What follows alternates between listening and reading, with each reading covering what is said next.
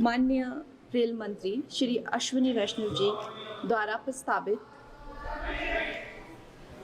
प्रस्तावित इस बिल का मैं स्वागत करती हूँ।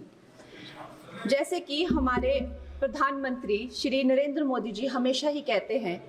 कि सरकार का काम होना चाहिए जो लोगों के जीवन में सरलता लाए, चाहे वो लॉज हो, ब्यूरोक्रेसी हो या सरकार के दफ्तर हो, उनके लिए वो एक्सेसिबल होने चाहिए और उनके लिए जो है वो किसी तरह का स्ट्रेस जनरेट ना करें और इजीली अवेलेबल होने चाहिए। निश्चय ही ये जो बिल है इस उद्देश्य में जो है वो सफल होता है और इसके अंतर्गत जो है 1905 में जो रेलवे बोर्ड एक्ट था उसको 1989 में जो रेलवे एक्ट है उसमें क्लब किया जा रहा है। निश्चय ही इस तरह के जो एक सिंगुलर लॉ बनाकर जो है वो आई फील कि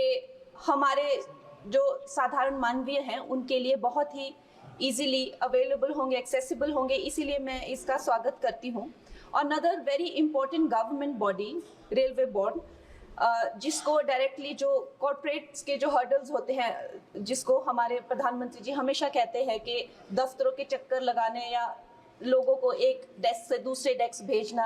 आई थिंक इससे भी उनको जो है वो छुटकारा मिलता है। ये डायरेक्टली जो है सेंटर के अंडर जो है रेलवे बोर्ड को लिया जा रहा है, इसका भी मैं पूरा स्वागत करती हूँ। और उसके साथ ही वंदे भारत की जो हमारी जो ट्रेन्स हैं वो हमारे लिए आत्मनिर्भर भारत आधुनिकीकरण का एक बहुत बड़ा, एक प्रभावशाली उदाहरण, एक चिन्ह बनकर आई हैं सामने। और जब 68 वंदे भारत जो है भारत को दी गई थी तो उसमें से एक वंदे भारत हमारे हिमाचल जैसे छोटे से प्रदेश को भी दी गई थी, ऊना शहर में। उसके साथ ही मैं जानती हूँ कि हिमाचल बहुत ही एक दुर्गम क्षेत्र है, मगर जिस तरह से हमारी सरकार भारतीय जनता पार्टी जम्मू कश्मीर हो गया या और पहाड़ी इलाके हो गए, उनमें जो है इतने ज़्यादा रेल प्रोजेक्ट्स जो है वो लॉन्च कर रहे हैं, उसी के साथ भी हमें भी हिमाचल के लिए बहुत ज़्यादा जो है वो सर्वेज हो रहे हैं, रेल का बजट मिला है। शिमला हो गया या धर्मशाला, कांगड़ा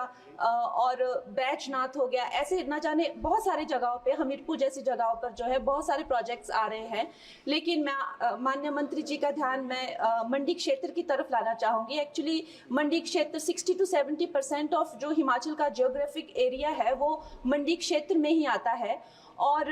हमारा जो क्षेत्र है उसमें अभी तक इस तरह का ना कोई सर्वे हुआ है ना सुविधा है। अगर हमारे क्षेत्र में अगर चाहे वो सेंट्रल मंडी अगर दिल्ली से जुड़ रहा है या चंडीगढ़ या